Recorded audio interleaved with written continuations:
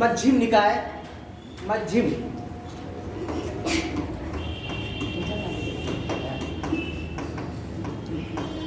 मध्यम निकाय एवं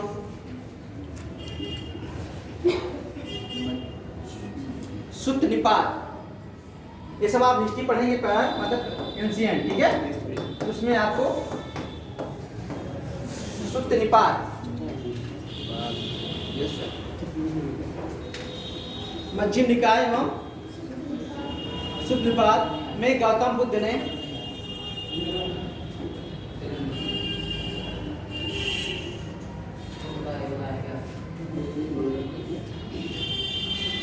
कौशल का निवासी बताया था।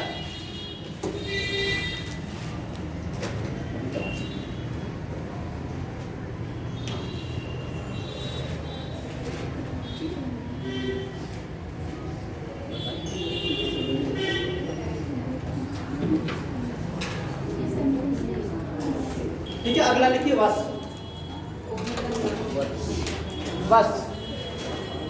वत्स, हाँ,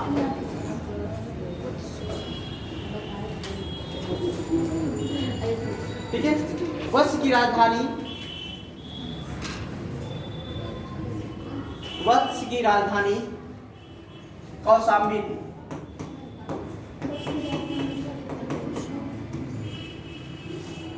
ये पूछा जाता राजधानी भी, ध्यान रखिएगा, ठीक है। मिलाप करने के लिए आता है।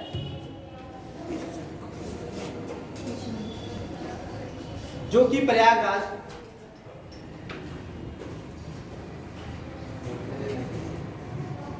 प्रयागराज के निकट यमुना के तट पर स्थित है।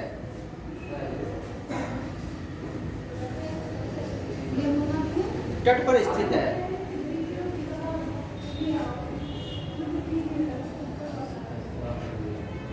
ठीक है। मत्स्य पुराण एवं वायु पुराण। अच्छा, पुराण कितने हैं टोटल? 18 हैं, ठीक है, ध्यान रखिएगा।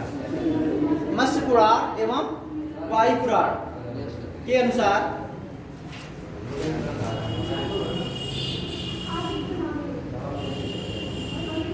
हस्तिनापुर के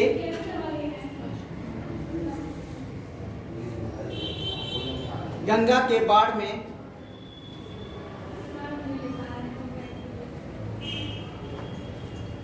बह जाने के पश्चात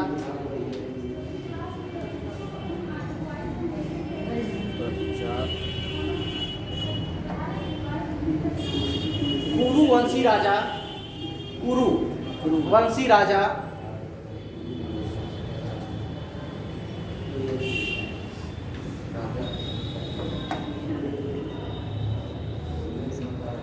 निच्छु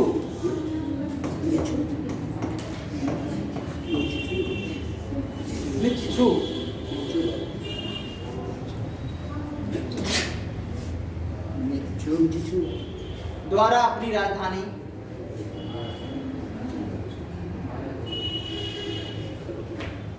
कौशाम्बी स्थानांतरित की गई।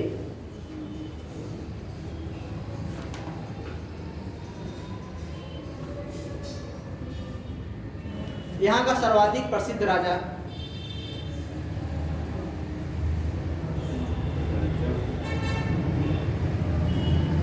पौरव वंश का शासक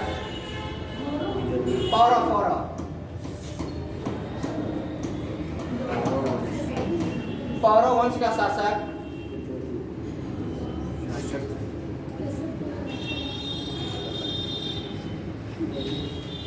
उदयन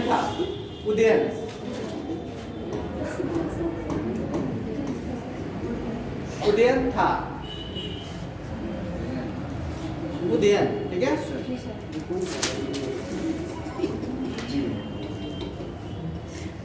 सो नहीं,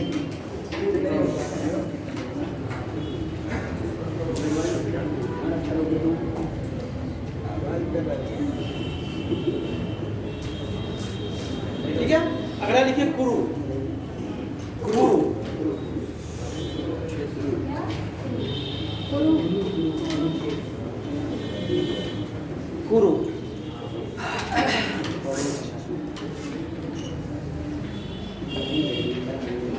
कुरु महाजनपद का विस्तार,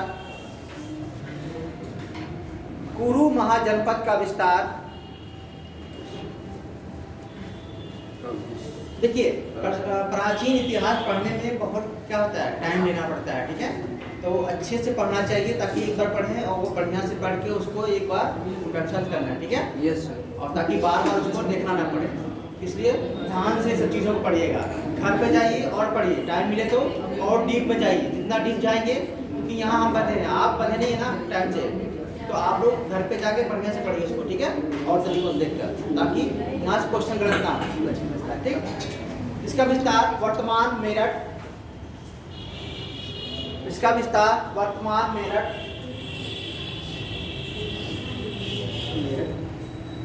दिल्ली एवं हरियाणा के, दिल्ली एवं हरियाणा के थानेश्वर, थानेश्वर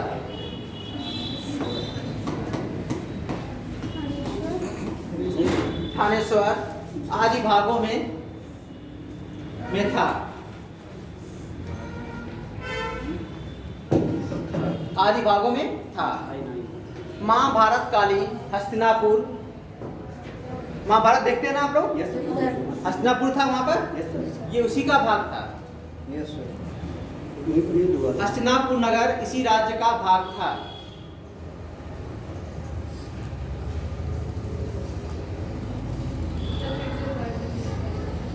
महाभारत कालीन हस्तिनापुर नगर इसी राज्य का भाग था। इसकी राजधानी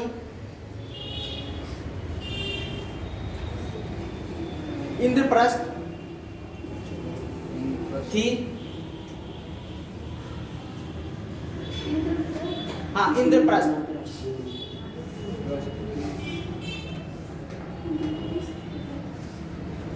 कुरु पहले राजतंत्र था। राजतंत्र, राजतंत्र और गणतंत्र में क्या डिफरेंस है? आज कोई खड़े बताए मुझे।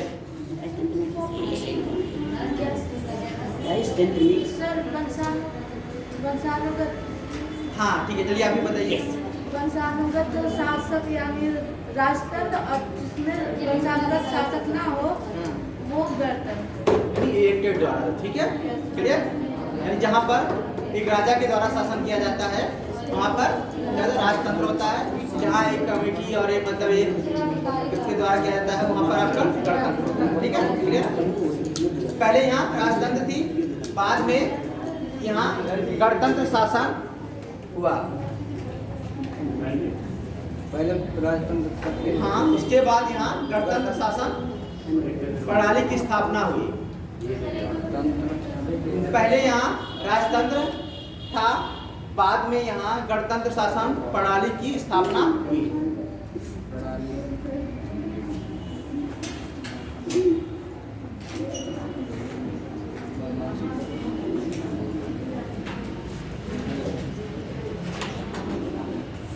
बुद्ध के समय कुरु जनपद का शासक, बुद्ध के समय गौतम बुद्ध कुरु महाजनपद का शासक कौरत्य था।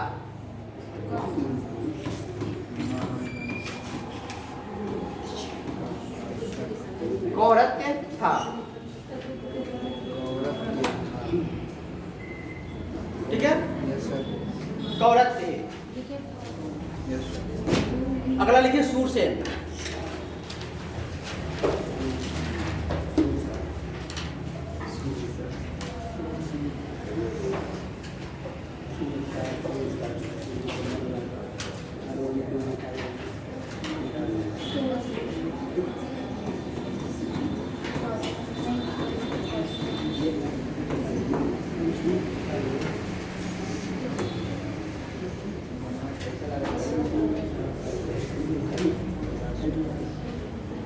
सूरसेन महाजनपद की राजधानी,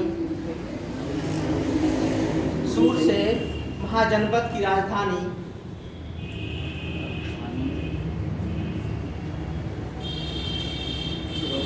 मथुरा थी।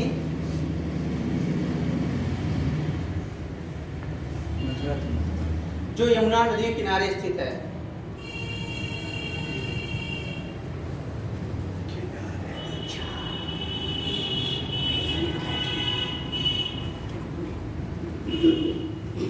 महाभारत एवं पुराणों के अनुसार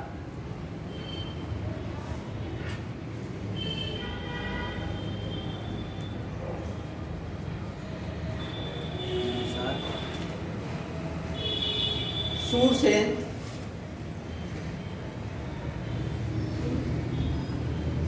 यदुवंशी शासकों द्वारा शासित था।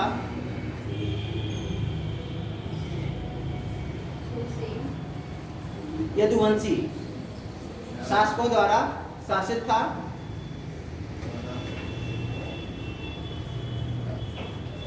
कृष्ण भी इसी कुल से संबंधित थे। कृष्ण क्या कहा जाता है? यदुवंशी कहा जाता है। कृष्ण भी इसी कुल से संबंधित थे।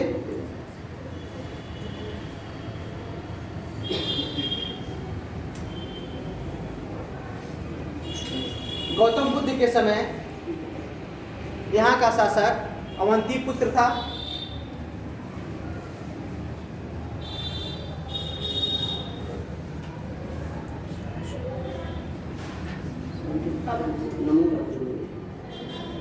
यहाँ का शासक अवंती पुत्र। पुत्र का कोई नाम नहीं था। हाँ जी, क्या नाम? अवंती पुत्र क्या थे? उनका कुछ और भी नाम था। किनका? अवंती कृष्ण का? नहीं, अवंती पुत्र। नहीं, इनका एक ही नाम है। अवंती पुत्र था। ठीक है,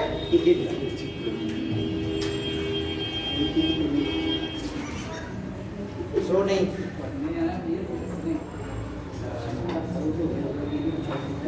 प्राचीन यूनानी लेखकों द्वारा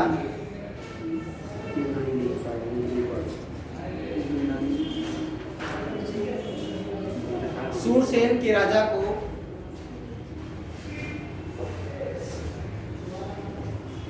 सूरसेनई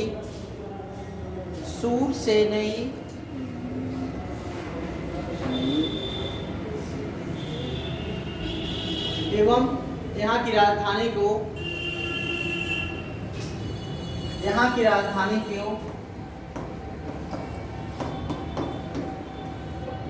मेथोरा कहा गया है। मेथोरा कहा गया है। ठीक है, यस सर। अगला लिखिए पांचाल।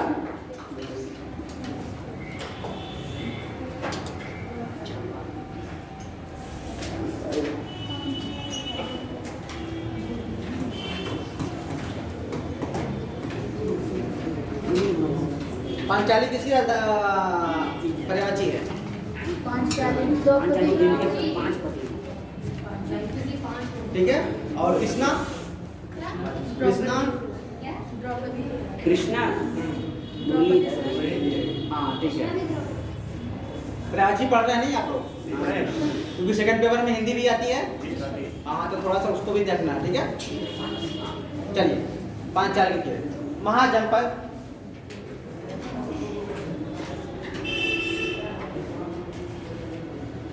पांचाल के 2 भाग थे।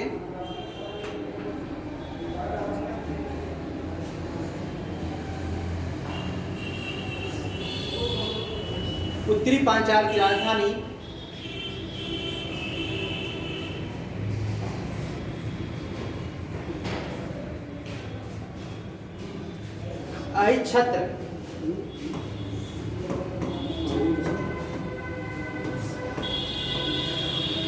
अहिच्छत्र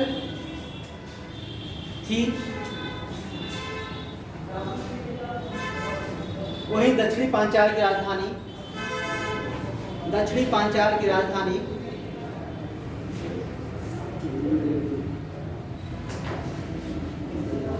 काम्पिली थी।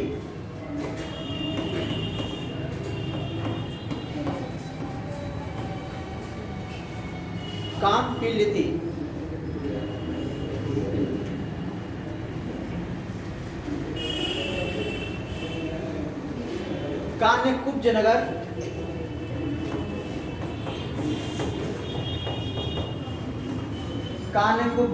किसे कहा गया?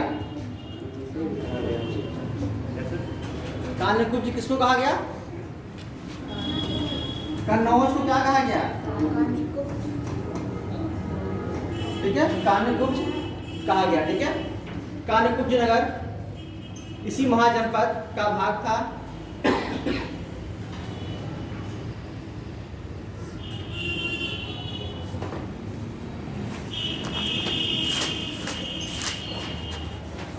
कान्यकुब्ज को भी महोदय नगर के नाम से जाना जाता है।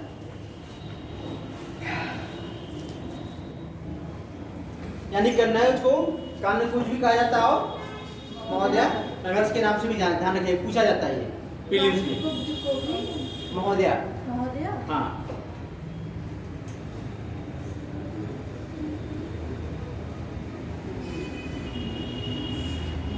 महाभारत कालीन द्रौपदी, महाभारत कालीन द्रौपदी पांचाल महाजनपद की राजकुमारी थी। महाभारत कालीन द्रौपदी पांचाल महाजनपद की राजकुमारी थी, इसलिए इनका नाम पांचाली भी था।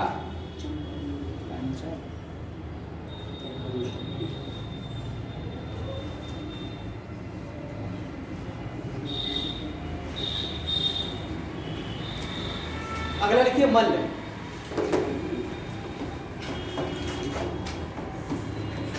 जहां मल्ल का नाम है समझ जाइए कौन सा जिला? कुशीनगर। ठीक है, अब तो समझ में आया होगा आपको काशी कौन से जिले में है, कौशल कौन सा जिला है आपका, और वत्स कौन सा है, सूरसेन। मोटी मोटा एक तो आइडिया हो गया आप लोगों को, मतलब उसके अगल बगल का, मतलब एग्जैक्ट मतलब उसी जिला में नहीं, उसके अगल बगल भी होता है। ठीक है, ध्यान रखिएगा, लेकिन ज्यादातर उस जिले का नाम तो पता हो गया आप लोगों को ना। ठीक है, लिखिए मल्ल।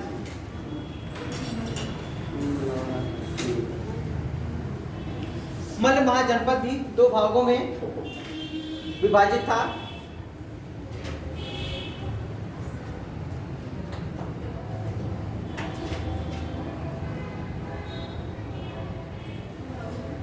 जिसमें एक की राजधानी कुशीनगर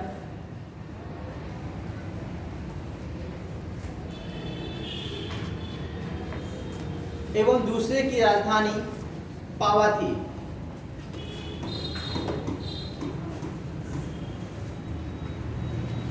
पावा का मतलब है पड़ोना, पावा थी। प्रारंभ में मल्ल भी एक राजतंत्र शासन था।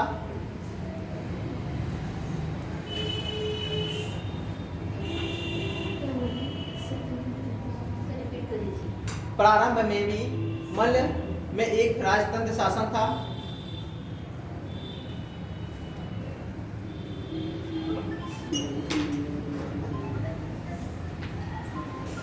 कालांतर में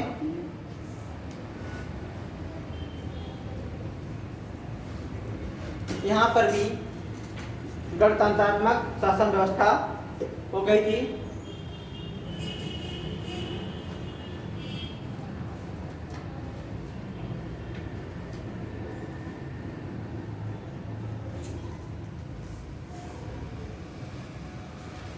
मल्ल महाजनपद में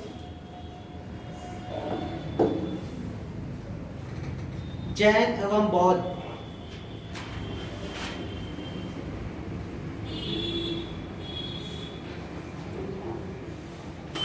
इन दोनों ही संप्रदाय का विशेष आदर करता था।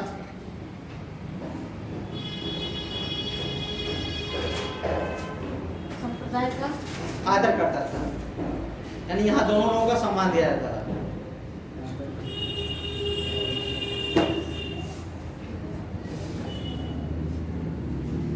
ठीक है, अगला लिखिए चेदी।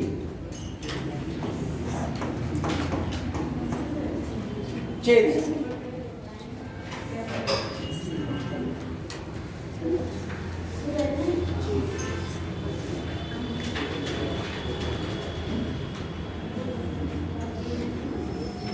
चेदी महाजनपद की राजधानी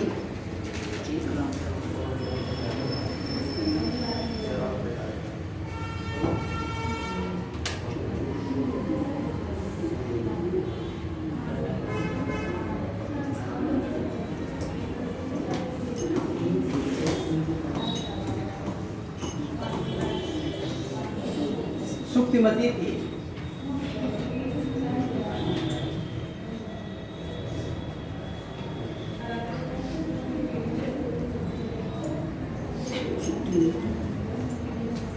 महाभारत काल में यहाँ का शासक शिशुपाल था।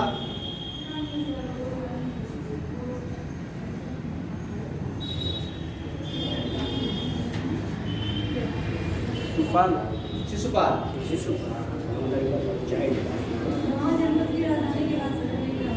शिशुपाल महाभारत काल में यहाँ का शासक शिशुपाल था।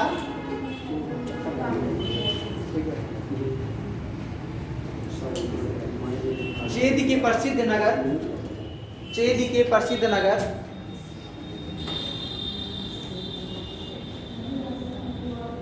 सहजाति एवं त्रिपुरी थी।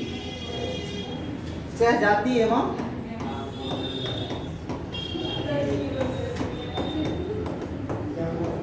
त्रिपुरी थी।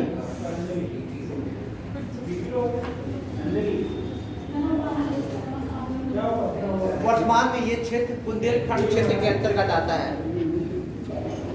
वर्तमान में ये क्षेत्र बुंदेलखंड क्षेत्र के अंतर्गत आता है।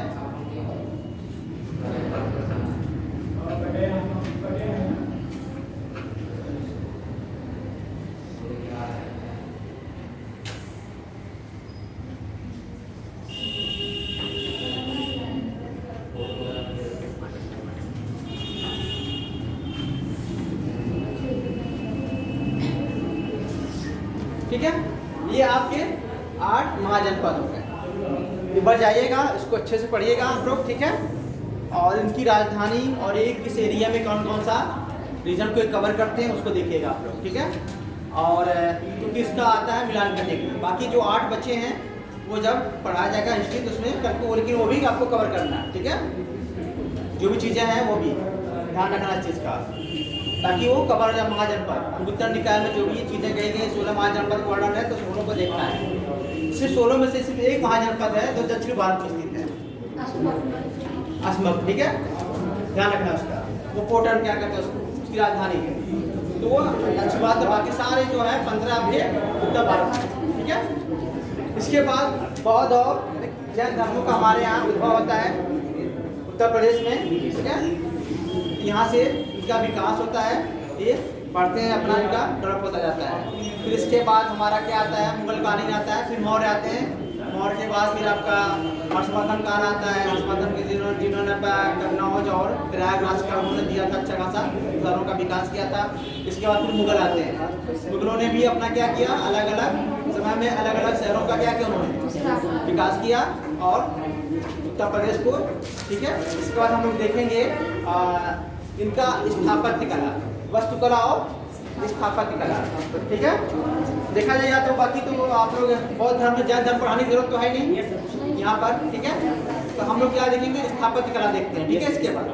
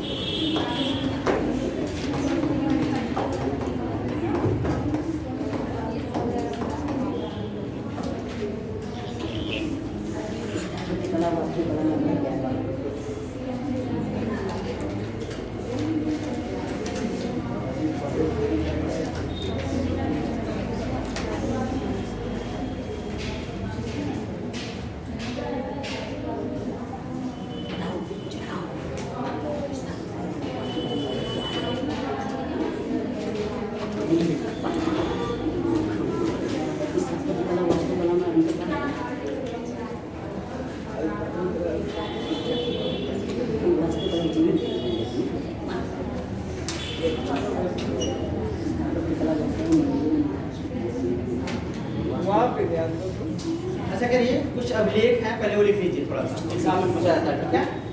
तो अभिलेख वाला थोड़ा सा एक बार लिख लीजिए, तो इस साइड में एक बॉक्स में, ठीक है। ठीक है, लिखिए अभिलेख। क्या लिखना है आपको, अभिलेख अलग, अभिलेख और एक जगह उसके शासक, ठीक है। फिर इसके बाद स्थान डाल दीजिएगा। अभिलेख, स्थान, शासक।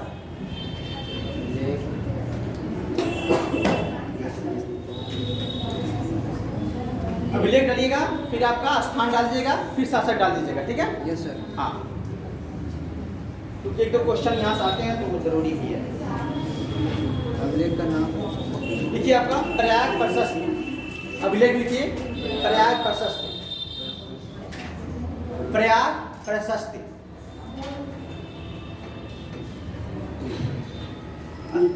स्थान में प्रयागराज।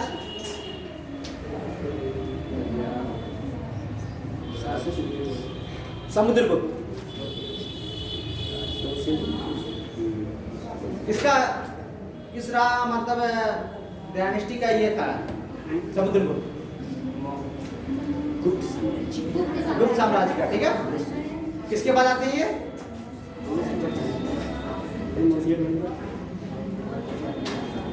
श्रीगुप्त। इसकी स्थापना किसने की थी? श्रीगुप्त ने किया था। उसके बाद चंद्रगुप्त। ठीक है? इसके बाद है आपके समुद्रगुप्त। फिर आपके कुमारगुप्त आते हैं, फिर वो सारी चीजें आती हैं। ठीक है? अगला लिखिए मथुरा अभिलेख। मथुरा, मथुरा अभिलेख।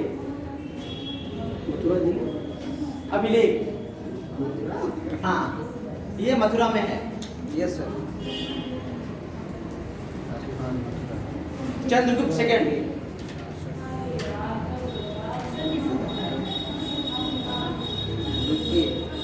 ठीक है? हो गया? बिलसड़। बिलसड़ अभिलेख। बिलसड़ अभिलेख। एटा, हाँ जी, एटा।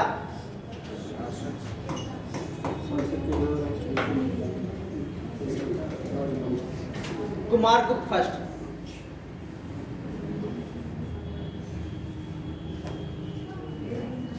करमडंडा अभिलेख।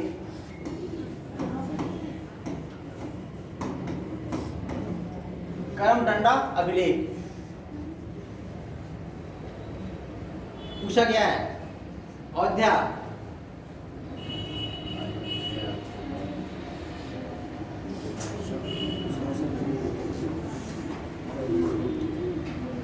ये भी कुमारगुप्त फर्स्ट।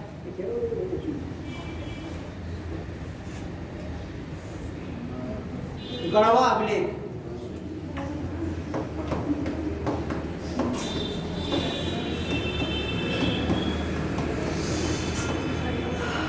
गढ़वा अभिलेख प्रयागराज।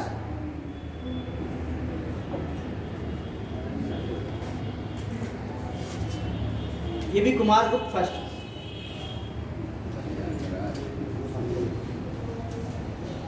ठीक है? मानकुंवर, हाँ, मानकुंवर।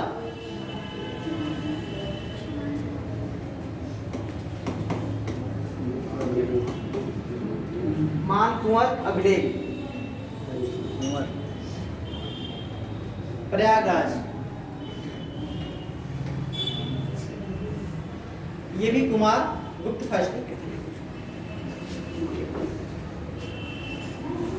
इंदौर ताम्रपत्र अभिलेख।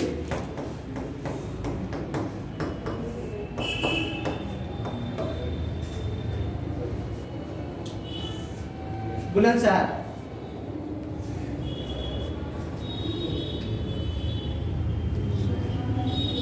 स्कंदगुप्त, हाँ जी। भीतरी स्तंभ लेख। भीतरी भीतरी अंदर। भीतरी स्तंभ लेख। गाजीपुर स्कंदगुप्त। कहाऊं, कहाऊं स्तंभ लेख।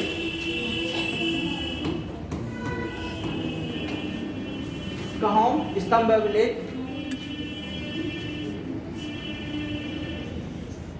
देवरिया स्कंदगुप्त।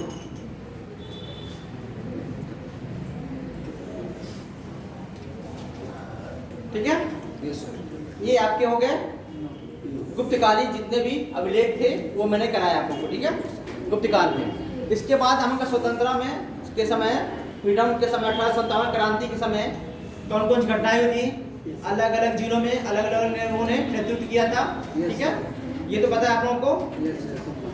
जैसे लखनऊ से आपके बेगम अजत महल की थी, झांसी से रानी लक्ष्मीबाई ने किया था, कानपुर से आपके तपेश और नाना साहब ने किया था, इलाहाबाद से लियाकत अली ने, फैजाबाद से अहमदुल्ला खान ने, बरेली से खान बहादुर खान है, मथुरा से देवी सिंह ने। ठीक है, तो अलग अलग जिलों से अलग अलग लोगों ने 1857 क्रांति में क्या किया था, इन्होंने भाग लिया था। ठीक है, उसके बाद 1858 में क्या होता है, फिर घोषणा पत्र आता है, फिर महारानी को सौंप दिया जाता है। ठीक है, कंपनी अपना कारोबार महारानी होती, महारानी उसको दिला दिया जाता है। ये ध्यान रखना आप लोगों को कि इसको लिखा जाए, समझ गए आप लोग। ठीक है सर, हो गया। हाँ जी, हो गया सर। पढ़ा लिया जाए। हाँ सब बोल रहे हैं, लिखवा दीजिए। ठीक है, थोड़ा शॉर्टकट में लिख लीजिए। ठीक है, आप ज़्यादा वो नहीं, थोड़ा सा लिखना है। ठीक है, बाकी आप लोग उसको कर जाए, क्योंकि मेंस के पर्पज से थोड़ा सा देखना है।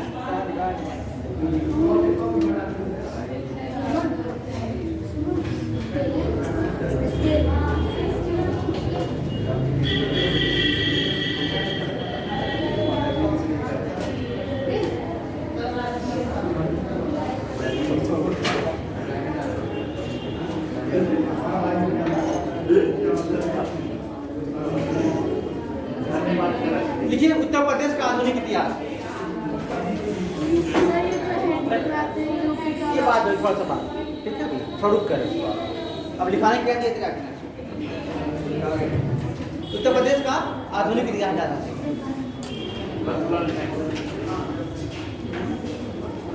इसके बाद सर इसके ये बात जो है हमारी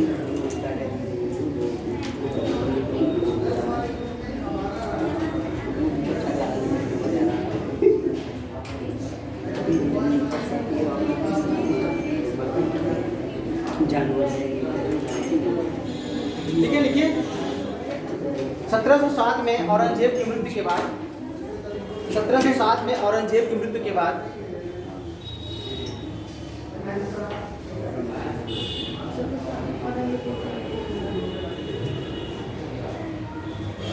मुगल साम्राज्य का तेजी से यानी शीघ्र से पतन होना प्रारंभ हुआ। मुगल साम्राज्य का पतन प्रारंभ हुआ। लगभग 50 वर्ष के शासनकाल में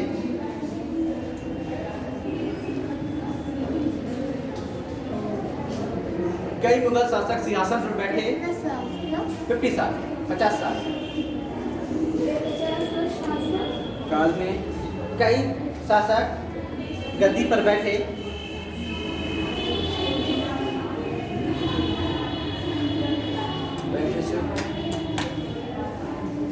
लेकिन वह मुगल साम्राज्य के पतन को रोक नहीं पाए।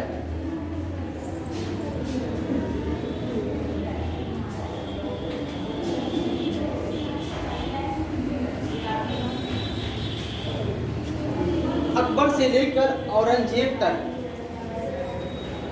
अकबर से लेकर, अकबर कब बैठे थे गद्दी पर?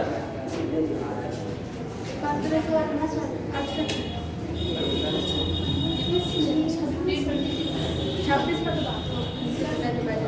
अकबर गद्दी पर किस सन में बैठे थे?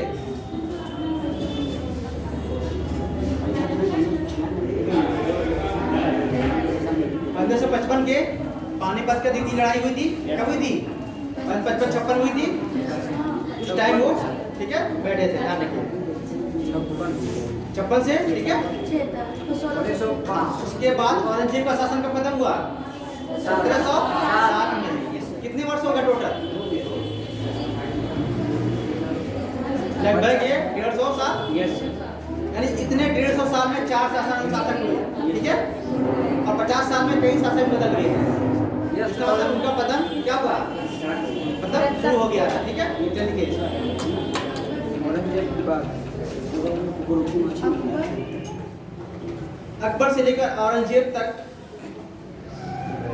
अकबर से लेकर औरंगजेब तक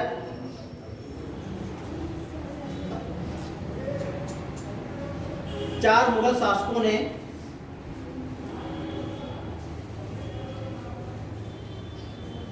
लगभग 151 वर्ष तक शासन किया। लगभग 151।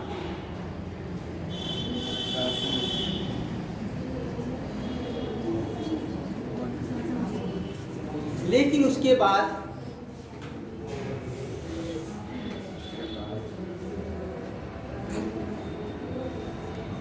एक ही शताब्दी के भीतर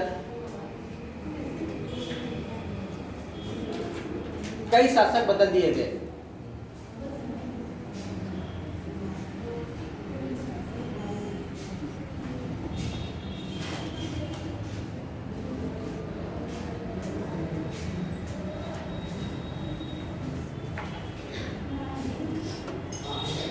इसी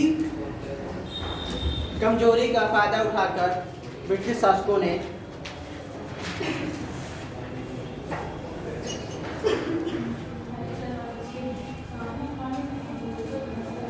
फायदा उठाकर ब्रिटिश शासकों ने यानी ब्रिटिश शासकों ने अपना क्या किया, सत्ता स्थापित करने की कोशिश किया, ठीक है।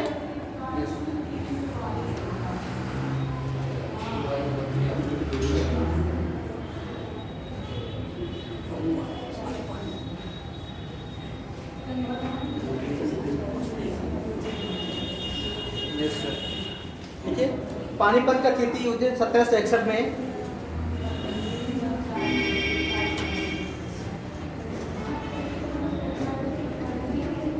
पानीपत की तृतीय युद्ध 1761 में अहमद शाह अब्दाली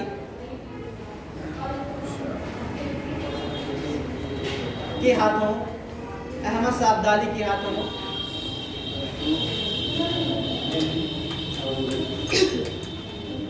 मराठों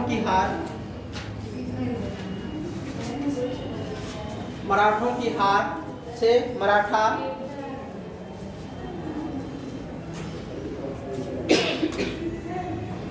विस्तारवादी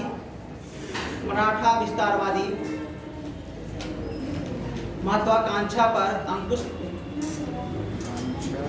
लगाया। मराठा विस्तारवादी महत्वाकांक्षा पर अंकुश लगाया। अगर ये लड़ाई नहीं होती पानीपत की तो मराठा क्या एक शक्ति के रूप में क्या कर रहे थे, उभर रहे थे। एक समय में वो अंग्रेजों को टक्कर देते, ठीक है।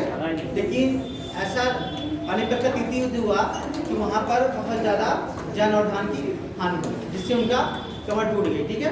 इससे वो कमजोर पड़ गए।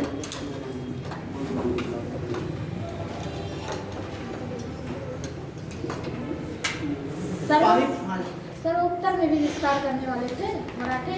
हाँ, दिल्ली पे भी आप जब मराठा भारत पढ़ेंगे आप तो उस टाइम पता चलेगा दिल्ली तक भी क्या किए थे।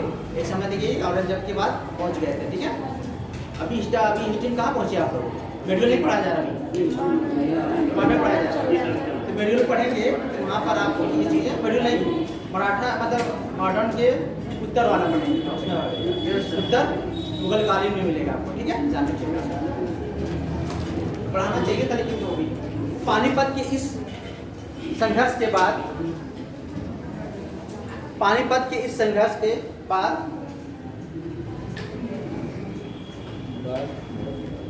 1764 में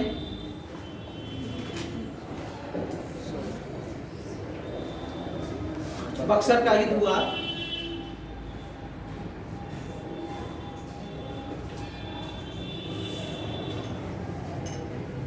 जो उत्तर भारत के भाग का निर्धारण कर दिया।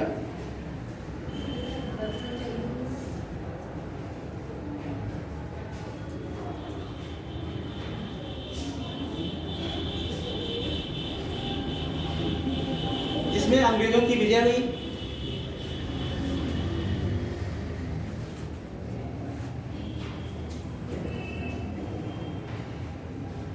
फिर इलाहाबाद की संधि के तहत, इलाहाबाद की संधि 2 हुई थी। Yes sir. कौन कौन सी? 12 अगस्त की हुई थी और एक 16 अगस्त की हुई थी। ठीक है, ध्यान रखना आप लोग।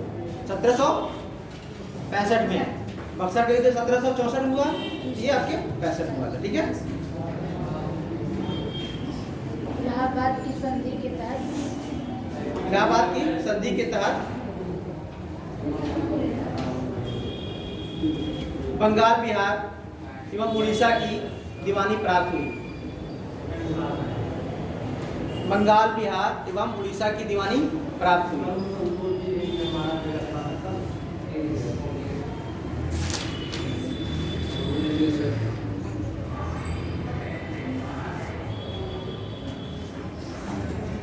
ठीक है, ये यहाँ तक हो गया। इसके बाद फिर 1833 1813 का भी अधिनियम आया। फिर इन सब के बाद फिर 1857 की हमारे यहाँ क्रांति हुई। ठीक है, ये सारा अभी बहुत लंबा चौड़ा जाएगा, लेकिन थोड़ा सा हम सभी बता रहे हैं। ठीक है, आप लोगों को।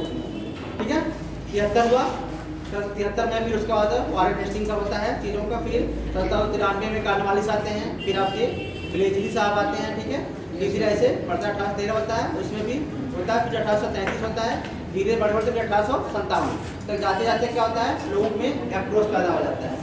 ठीक है, तो फिर वो 1857 में ही क्रांति होती है।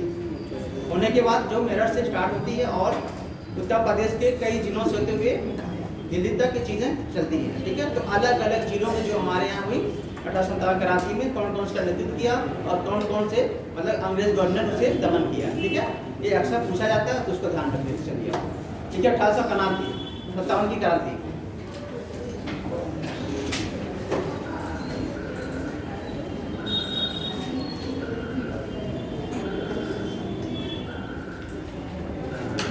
की क्रांति। ठीक है,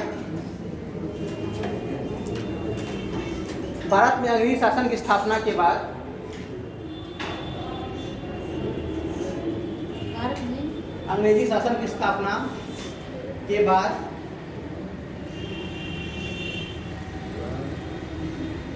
अथवा लगभग 100 वर्षों के बाद, यानी प्लासी का युद्ध कब हुआ था? 1757 में। और क्रांति कब होती है? 1800। लगभग कितने साल हो गए? 100 साल। ठीक है, ध्यान रखना चीज का। लगभग 100 साल के बाद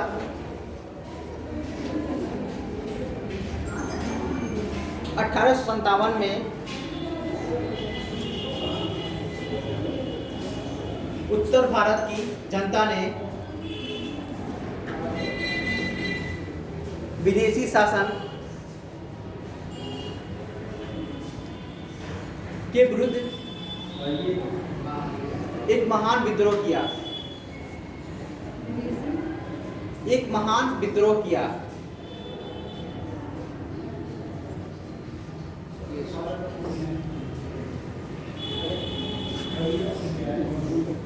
जिसे भारत का प्रथम स्वतंत्रता संग्राम भी कहा जाता है।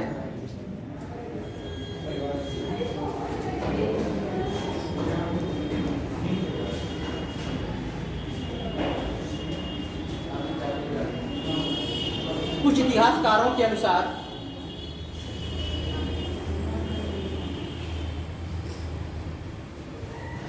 विद्रोह की योजना नाना साहब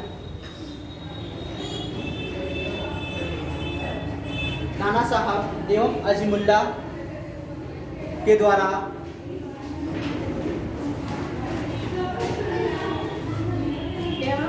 अजीमुल्ला के द्वारा बिठूर में बनाई गई थी। बिठूर कहाँ पर है? कानपुर में। बिठूर में बनाई गई थी।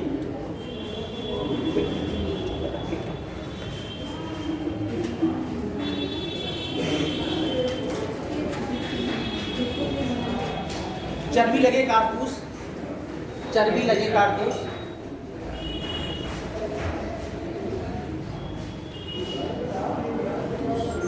के प्रयोग को,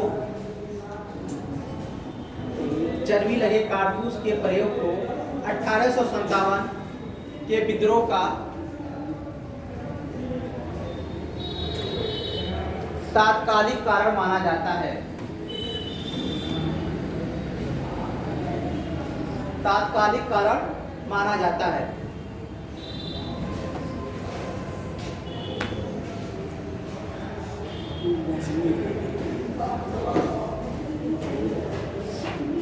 ठीक है। 29 मार्च नहीं 1857 को 29 मार्च 1857 को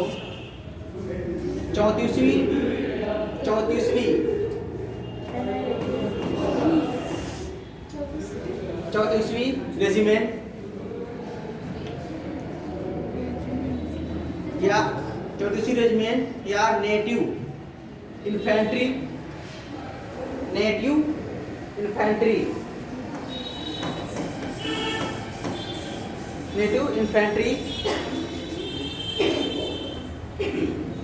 बैरकपुर की छावनी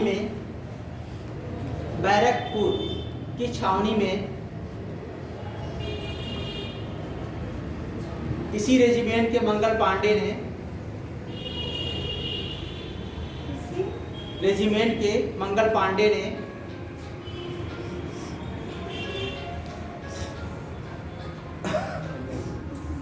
चर्बी लगे कारतूसों को प्रयोग करने से मना कर दिया।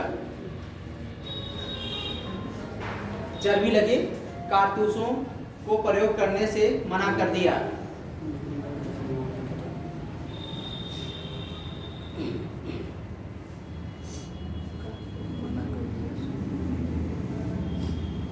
और अपने अधिकारी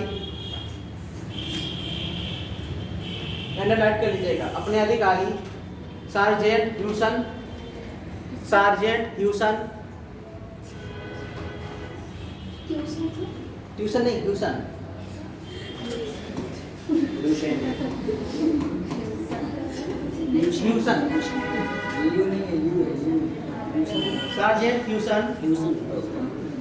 एवं लेफ्टिनेंट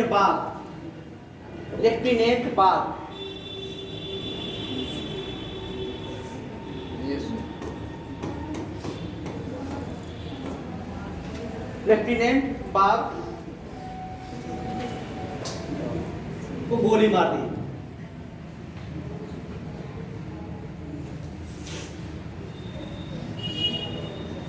इन्हें 8 अप्रैल 1857 को फांसी दे दी गई। 1857 को फांसी दे दी गई।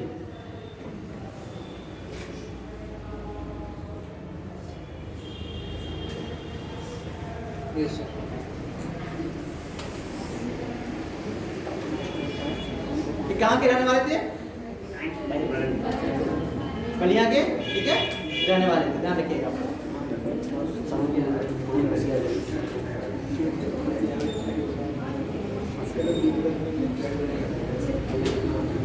ठीक है। इस वीर ने जो क्रांति सुलगाई थी, जो क्रांति की चिंगारी सुलगाई थी, इस वीर ने जो क्रांति की चिंगारी सुलगाई थी, उसका विस्फोट 10 मई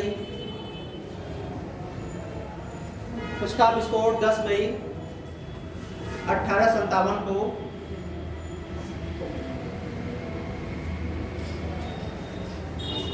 मेरठ में सुनाई दी।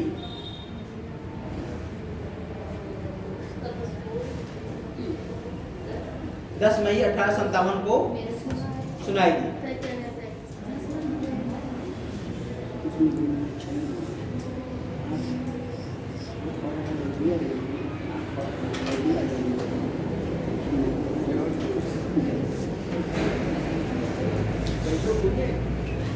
ठीक है। जब मेरठ में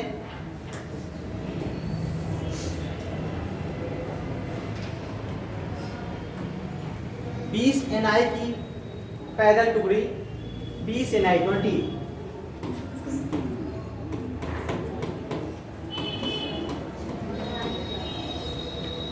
पैदल टुकड़ी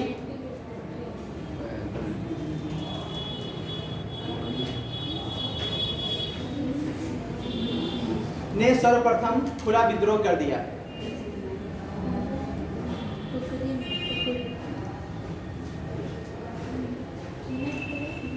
खुला विद्रोह कर दिया। और 12 मई को विद्रोहियों ने दिल्ली पर अधिकार कर लिया। विद्रोहियों ने दिल्ली पर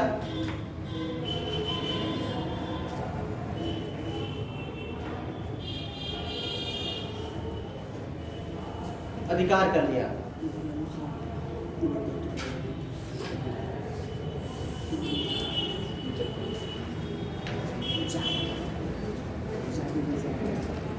ठीक है, ये कहानी थी एक मोटी मोटा। ठीक है, उसके बाद ऐसा लिखिए, जिला लिख लीजिए, उससे नेतृत्वकर्ता लिख लीजिए और उसको दबाने वाला गवर्नर लिख लीजिए। ठीक है, 3 कलम बना लीजिए ताकि जो 4-5 जिले हैं ये कभी कभी पूछा जाता है।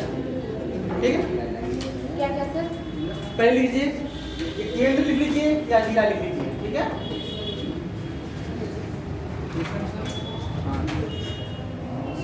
एक कॉलम बना लीजिए। ठीक है, केंद्र लिख लीजिए पहले, दूसरे कॉलम में आप क्या करना है, आपको भारतीय नेता जो भी उसका नेतृत्व करता थे, और तीसरा आपका उसको दबाने वाला अंग्रेज गवर्नर। केंद्र नेतृत्व करता और गवर्नर दबाने वाला ब्रिटिश सैन्य नेतृत्व करता है, यानी ब्रिटिश की तरफ से कौन उसका नेतृत्व किया था और भारत की तरफ से कौन उसका नेतृत्व किया था, दोनों लोग और उस जगह का नाम। ठीक है, पहले लिखिए कानपुर।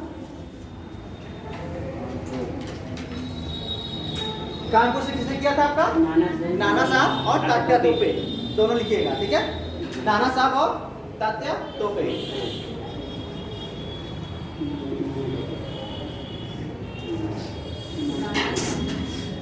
और तात्या तोपे किसने दबाया था?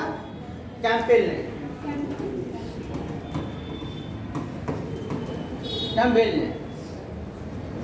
कैंपबेल।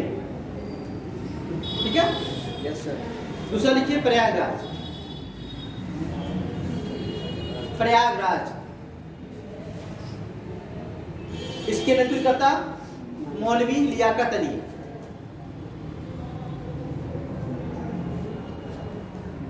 लियाकत अली। ठीक है, यस सर। और इसके ब्रिटिश नेतृत्वकर्ता कौन थे आपके? कर्नल नील। नील ये सर हमारी भी गई थी। हाँ, नील। अगला फैजाबाद।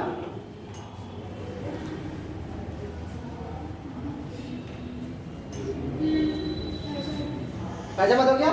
इसके मौलवी अहमदुल्ला।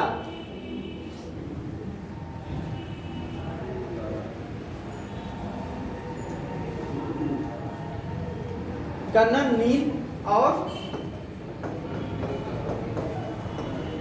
जनरल रेनार्ड।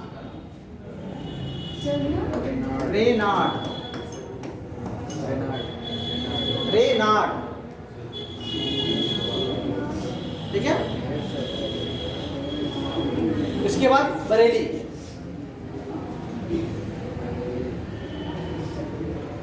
बरेली से आपके खान बहादुर खान।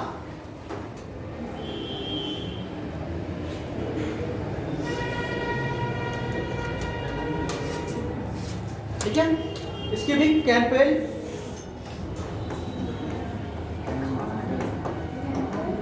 और आयर।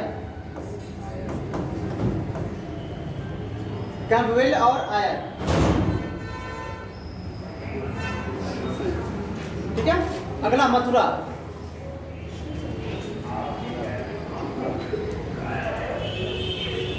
मथुरा से देवी सिंह। हाँ जी, देवी सिंह।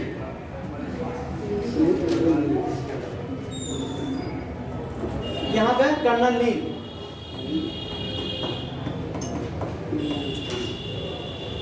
कर्नल नील।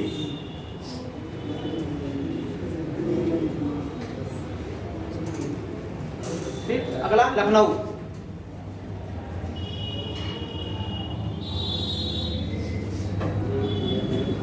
यार बेगम हजरत महल,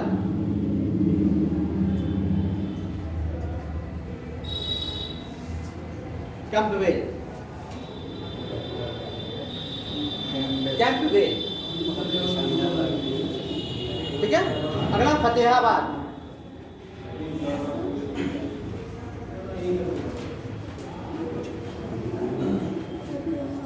यहाँ से अजीमुल्ला खान, अजीमुल्ला खान, यहाँ भी रेनाड, हाँ रेनाड,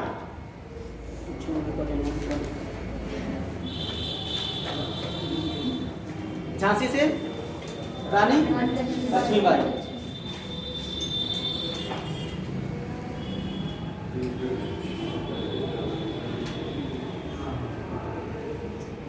जनरल ब्यूरोज,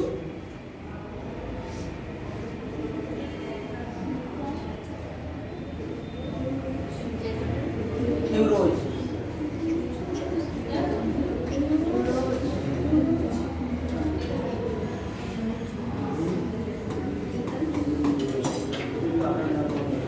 ब्यूरोज, ठीक है। ये आपके जिले थे, यहाँ से नेतृत्व करता थे, ठीक है।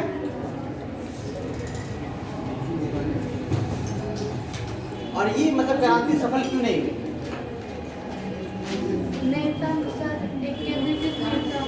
पहला क्या था इसका? नेतृत्व का क्या था? अभाव था। दूसरा आपका क्या था? सही रणनीति नहीं थी। हाँ, सही सही रणनीति नहीं ठीक है, थी, स्वार्थ के लिए लड़ रहे थे। वो तो ठीक था। और हथियारों का अभाव था। और अंग्रेज क्या थे? कुछ शासक जो थे देसी वाले, वो अंग्रेजों का साथ दे रहे थे, ठीक है। तो ये बहुत सारे रीजन थे, इसी वजह से ये क्या हुआ, सफल नहीं हुआ। अगर वो चीज़ें ना होती तो 1857 में ही 100 साल पहले ही हम लोग आज़ाद हो गए होते, ठीक है। लगभग उसने कहा था कि अगर यहाँ पर एक सही नेता का नेतृत्व होता तो शायद अंग्रेज पहाड़ पर मतलब कब्जा नहीं कर पाते। अंग्रेजों ने ही कहा था वो, ठीक है, कि अगर हिंदुओं ने साथ दिया होता, अगर हमारा साथ न देते तब तक हम लोग बढ़िया बिस्तर उस टाइम क्या करते, बांध के चले गए, ठीक है। ये चीज़ें थी, वहीं चला गया उसने।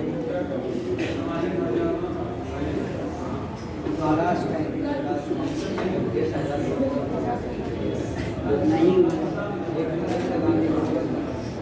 दूसरी बात अब हम लोग देखिए वास्तुकला देखेंगे, ठीक है। और क्या देखेंगे? वास्तुकला, उत्तर प्रदेश की वास्तुकला,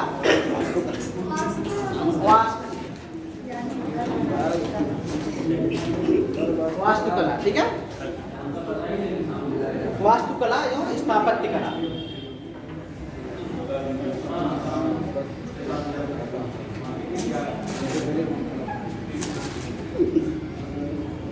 वास्तु क्या होता है? वास्तु क्या होता है? ये संस्कृत के वश धातु से बना है। किससे? संस्कृत के वश धातु से बना है, जिसका अर्थ क्या होता है? किसी स्थान पर बस जाना या निवास करना, ठीक है। किसी स्थान पर क्या होता है?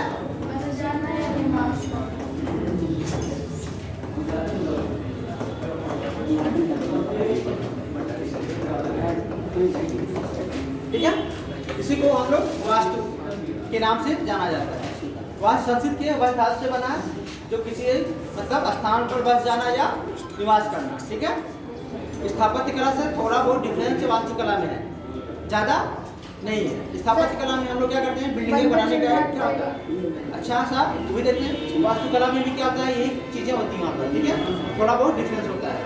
तो लिखिए वास्तु कला में, वास्तुकला,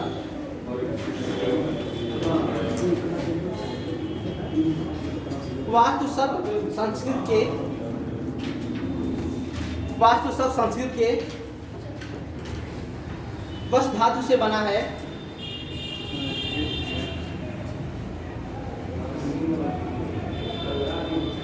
जिसका अर्थ होता है वश, वस्तु, वश वश वश वश, सिर्फ वश धातु से बना है, जिसका अर्थ होता है किसी स्थान पर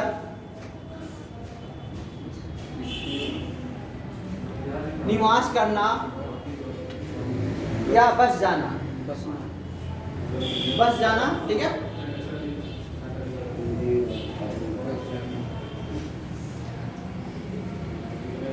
ठीक है। वास्तुकला और स्थापत्य कला दोनों समानार्थी शब्द हैं।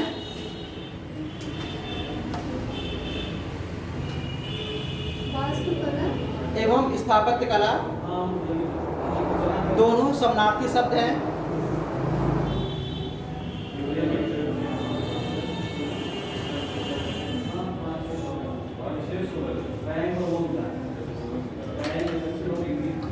वास्तुकला एवं स्थापत्य कला का इतिहास उतना ही पुराना है। वास्तुकला एवं स्थापत्य कला का इतिहास उतना ही पुराना है जितना मानव सभ्यता का इतिहास।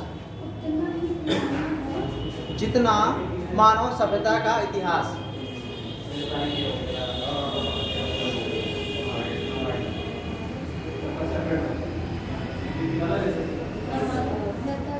इतिहास, ठीक है। उत्तर प्रदेश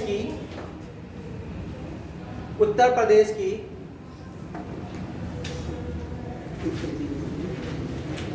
वास्तुकला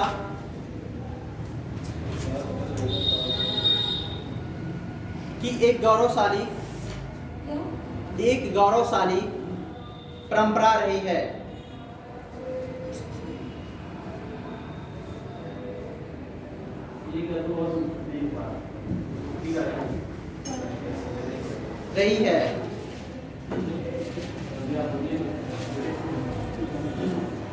उत्तर प्रदेश में प्रागैतिहासिक काल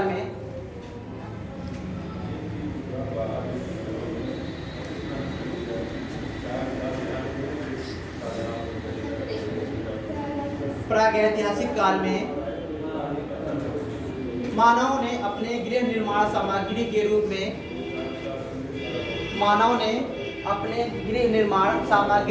में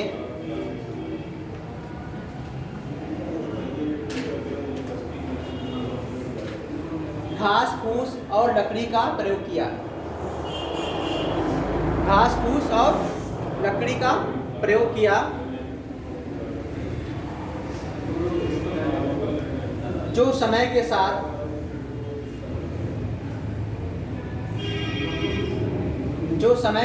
क्या हो गए? विलुप्त हो गए। घास फूस कब तक रहेगा? मतलब तुरंत वो तो खत्म हो जाएगा। पक्की चीजें रहती है समय तक। तो घास फूस का था तो चीजें वहीं पर क्या होंगी? हाँ, तो विलुप्त हो गए, समय के साथ विलुप्त हो गए।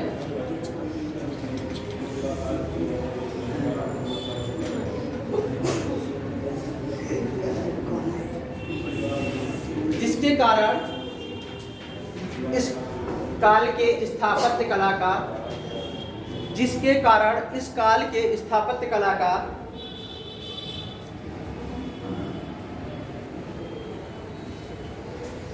ज्ञान के विषय में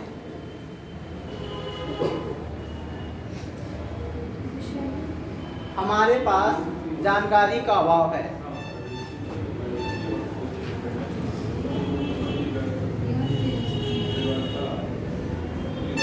जानकारी का अभाव है।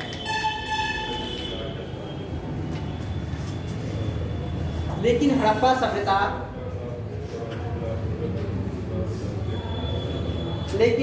सभ्यता मिस्र एवं मेसोपोटामिया सभ्यता की तरह हड़प्पा सभ्यता मिस्र एवं मेसोपोटामिया की सभ्यता के समान ही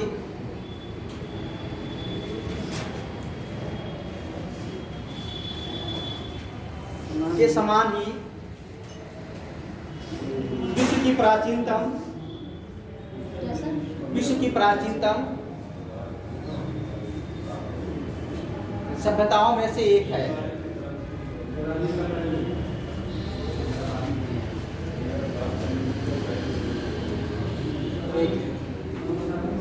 ये भारत की पहली नगरी कांस्य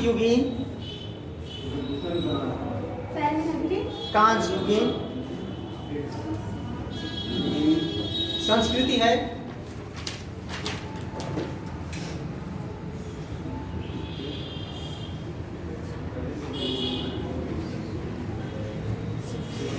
जो भारतीय उपमहाद्वीप में एक विस्तृत क्षेत्र में स्थित है। महाद्वीप में एक विस्तृत क्षेत्र में स्थित है।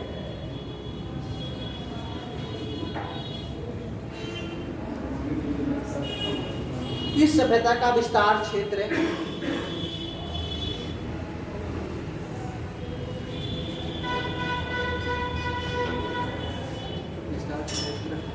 उत्तर में मांडा से लेकर, मांडा कहाँ पर है?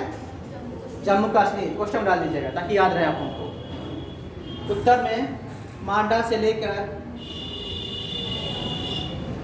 दक्षिण में दैमाबाद। दैमाबाद कहाँ पर है? महाराष्ट्र में। तो दैमाबाद के आगे क्वेश्चन में क्या करना आपको? महाराष्ट्र लिखना ताकि याद रहे आपको। दक्षिण में दैमाबाद तक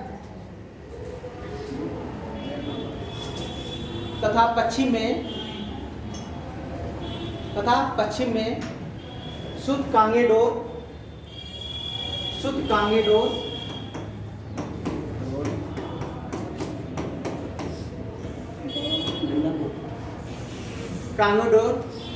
ये पाकिस्तान की बलूचिस्तान वाले रीजन में, ध्यान रखिए। क्वेश्चन डाल दीजिए आप लोग। हाँ जी, से लेकर पूर्व में आलमगीरपुर। आलमगीरपुर कहाँ है? आपके उत्तर प्रदेश के मेरठ वाले रीजन में, ठीक है, ध्यान रखिएगा।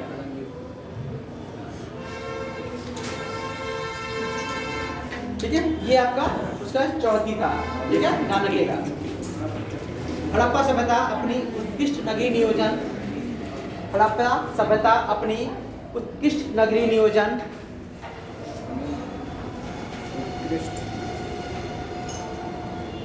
उत्कृष्ट नगरीय नियोजन, साफ सफाई,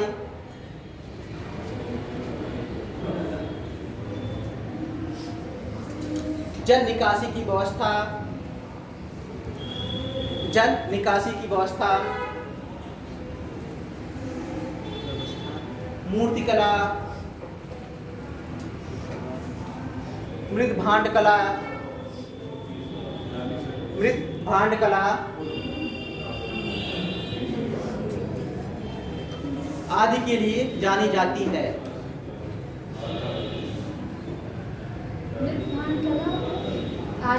आदि के लिए जानी जाती है। उत्तर प्रदेश में हड़प्पा सभ्यता के साथ आलमगीरपुर,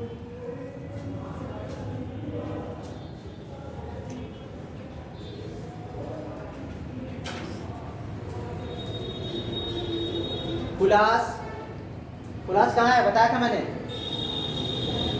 किस जिले में? सहारनपुर, ठीक है, ध्यान रखिएगा। हुलास,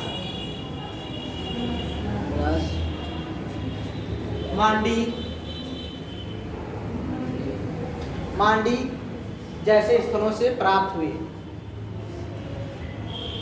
ये भी सोनपुर में। मांडी जैसे, हाँ जी, मांडी जैसे स्थलों से प्राप्त हुई, ठीक है। मांडी कहाँ पर है आपका? मुजफ्फरनगर वाले रीजन में, ठीक है, ध्यान रखिएगा।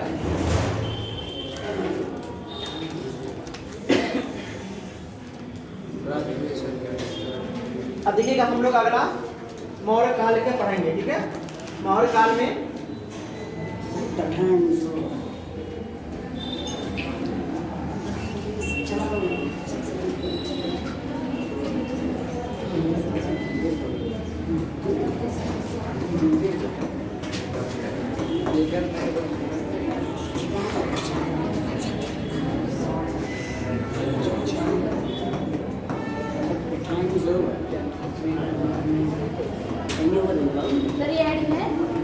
हाँ, ठीक है, ये हम लोग आप लोग कल पढ़ के मौर्य काल के बारे में मूर्तिकला, स्थापत्य कला पढ़ के एक बार जरूर आइएगा।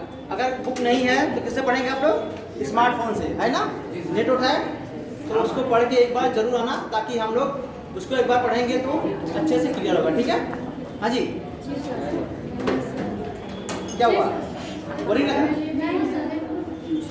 नहीं है, कोई बात नहीं, जिनके पास नहीं है ठीक है, जिनके पास है वो पढ़ के जरूर आएंगे, ठीक है?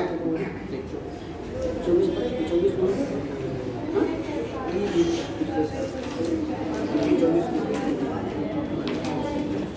Thank you sir. Thank you sir.